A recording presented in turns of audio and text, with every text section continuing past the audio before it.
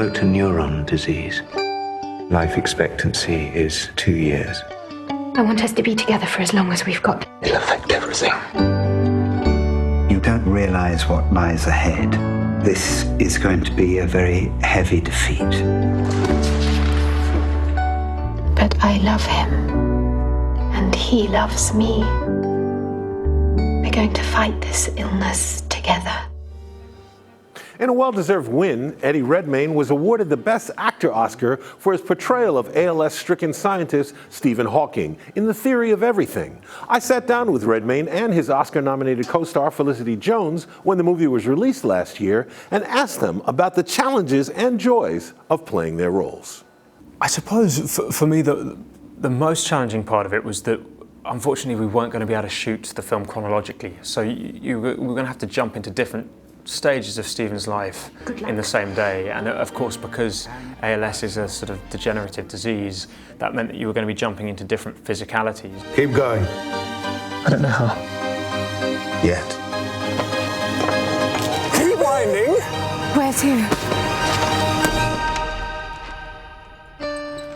It's called motor neuron disease.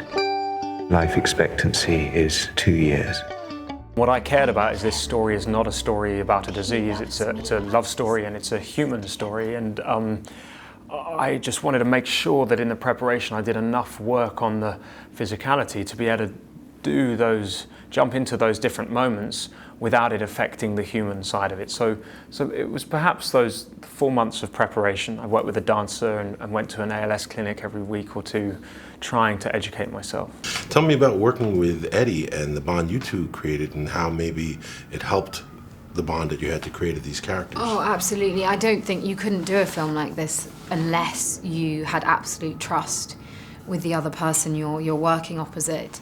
And Eddie and I, we'd both worked with theatre director Michael Grandage, and both learned so much through working in the theatre and working with him that we brought a lot of those techniques to making the film. So we both, like, lots of rehearsal, going over lines over and over and over again. Literally the scene where they meet, when they go to the ball on their first date. We would just be running that scene over and over again, like over lunch the day before, and so that when you come to set you don't feel self-conscious because you don't want to be you want to be that person. Well, I interviewed the director and he said that when Stephen saw it, he said there were points in the film he forgot he was watching a film and he felt he was watching himself. So that's a great testament to you. What were the things that you, when you met him, that you noticed that you had to take away to bring to your performance? I mean, there were specific things he said. Like, one thing he asked me was, was I playing him before the voice machine? And I said yes, and he said, well, my voice was very slurred. And that was something that was important to try, and he said, could you not have someone translate? Because he's almost incomprehensible just before the tracheotomy. And so that was interesting, because that was something I could then take back to the writer, Anthony, and he wove into the film. So what next? Prove it. Prove with a single equation that time had a beginning. Really what I took away was his charisma. I mean, he just emanates this humor and like razor sharp wit. He sees everything.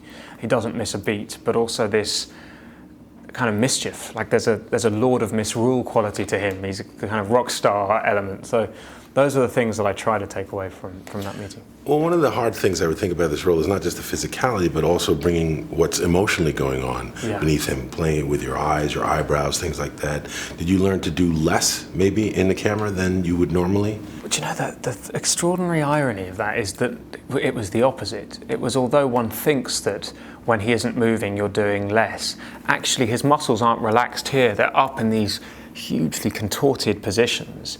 And so you're having to isolate them, keep them in one place, whilst then learning to access muscles that we would never normally use, which Stephen uses, all these muscles around his eyes. So what I suppose what was interesting is that the moment that he was most static, appears most static in the film, is actually the moment which was most physically exhausting.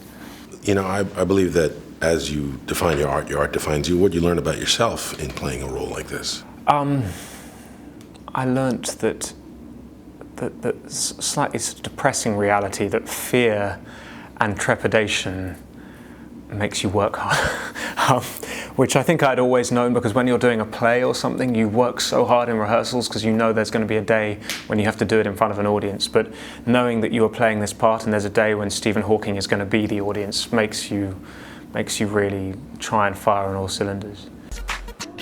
When we return, this is still the United States of America, and you don't treat American citizens this way. a new gripping documentary tells the story of how state spies attempted to block voting rights for African Americans in Spies of Mississippi. Next, here on Arise on Screen.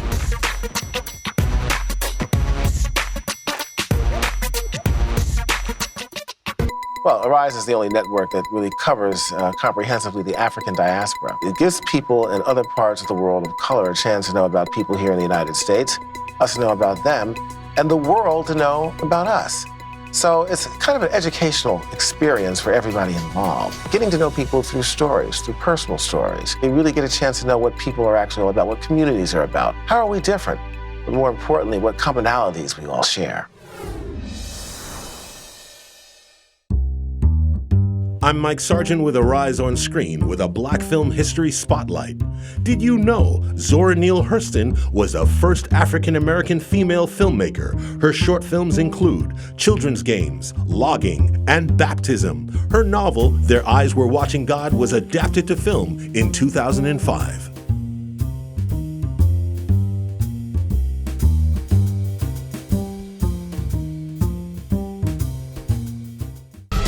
The Marigold Hotel has been going properly for 8 months now. People who come and go, but there's been a core of regulars from the beginning, and Sunny takes a roll call every morning. A most valuable precaution to ensure that nobody has died in the night. This film is a sequel to the 2012 hit, The Best Exotic Marigold Hotel, and now that the hotel is completely booked with long-term residents, co-managers played by Maggie Smith and Dev Patel are pursuing their dream of expansion. Welcome back to Arise on Screen. So, I have to admit now, I never saw the original film. So I didn't go into this with any kind of expectations, and I have to say I was swept up. I enjoyed it completely. But I think you, Monica, because you've seen the original film, you wanted something more. Yeah, I think you might actually really enjoy the first film as well, because this one, it takes the relationships that we saw in the first film and just kind of continued them, but didn't add anything new to it. Like, it was just middling. It just doesn't go anywhere. There's no extra stakes. Whereas in the first one, it's all this relationship building, and there's, you know, things happen that makes, you know, that reminds people in the audience, like, the stakes are in that film. It reminds them of a better movie, is what you're saying? No, that's in the first one. In the second one, there's just nothing really happens. It's 2 hours long, and we don't see anything really new that we haven't seen in the story previously. Well, you see, I didn't have that disadvantage going into it. I enjoyed the music, I enjoyed the performances, with the exception of Dev Patel. Now, he's got 2 films coming out. In Chappy, he plays, as we spoke about, this sort of the cliche of the Indian engineer. In this one, he played an incredibly annoying character. Obnoxious. I liked him least of everybody. I enjoyed all the old Brits, and I think you did as well, Julian. The Dev Patel character, and he's a nice guy, you know, is very offensive, stereotypically, I thought. But the film, it's not a bad movie. It runs way too long, but nothing happens. It's like a really bland curry. You know, let's call it that. There's really nothing spicy about it. There's nothing spicy about it. I mean, it's just a really boring film. And, you know, Maggie Smith has a very acerbic wit, and she's kind of funny in that regard. So you chuckle and you laugh. But for a film that's plus 2 hours, it really does nothing and goes nowhere. And there's really no surprise to it. So the performances are good, but the plot and the way it's set up is really not interesting whatsoever. Well, the things I enjoyed most about it, now I can't say it was a great film, but I enjoyed Bill Nighy and Dame Judi Dench. I thought their storyline was interesting. I thought they did that pretty well. Dev Patel, there's a premise in there where he thinks a friend of his is going to take his fiance, and I actually was rooting for the friend. I was too. Go fiance friend, man. I wanted that guy to win too. So, he wasn't as annoying. Now I have to ask you both. He was hunky study. He was a good-looking kid. Yeah. Good-looking kid. Hey, see, Julian would have married him. Now, in a heartbeat. Would you recommend this film at all? I wouldn't. I'd rather recommend the first one. If you haven't seen it already, go check it out. All right, well, I have to see it now. What about you, Julian? My grandmother, maybe at 1 o'clock in the afternoon after soup. Wow, your grandmother after soup. Okay. Well, it made me want to go to India. Let me put it like that. Our final film is a new documentary, and it's called Spies of Mississippi. It tells the shocking but true story of a secret spy agency formed during the 1950s and 60s by the state of Mississippi, made up of an undercover network of investigators and informants, including links to private white supremacist organizations whose goal was to help infiltrate some of America's largest black organizations to preserve segregation. Now, I have to say, and I think Julian agrees, that this is a film that, for me, I got angry watching it. I got angry watching it to realize just how deep and insidious, and with what's been coming out with this report and what they're looking at the police around the country and what just happened, the report that was just released, I have to say, it does not surprise me. Now, this movie, you felt similar feelings that I did. I was boiling with anger watching this film. I mean, you think you know a lot of stuff that was happening back in those days, the civil rights era, and then something else comes out that is so unbelievable and so egregious and heinous. And I mean, in regard to the 3 workers who were killed into the assassination of Medgar Evers, to think that the state sponsored this and they were monitoring 87,000 citizens trying to infiltrate these civil rights organizations, it's disgusting. It's really incredible to think that this happened, it's true, and people died because of it, Mm-hmm. And I am so disappointed that this story isn't known for someone, in our age group, old people, to be around and not know about this and to see this film and be like, what, this happened in America? It's devastating, it really is. Well, now, you see, Monica, you felt a little differently because I like the straightforward, matter-of-fact way that the story told it, but you felt that was a weakness. Yeah, I just felt it was so conventional, and I didn't feel like this is a story we haven't heard before. I don't know. I guess I wanted a little bit more of a reveal, or better constructed, that it wasn't like a lecture that I was watching, or it wasn't it's like a PBS documentary doesn't have to be such a PBS documentary. It can have interesting things going on. It can have, new ways to tell that story. I just didn't feel like it did anything that we haven't seen before. Would you recommend? I would recommend. The information in the movie is amazing. It's incredible. It really is. Well, I would highly recommend. And you, Julia? Yeah, I mean, I don't think this movie needed a spicy edit. I think the information that they were putting out there was very straightforward, had to be seen, didn't need to be spiced up, in my opinion. So you recommend?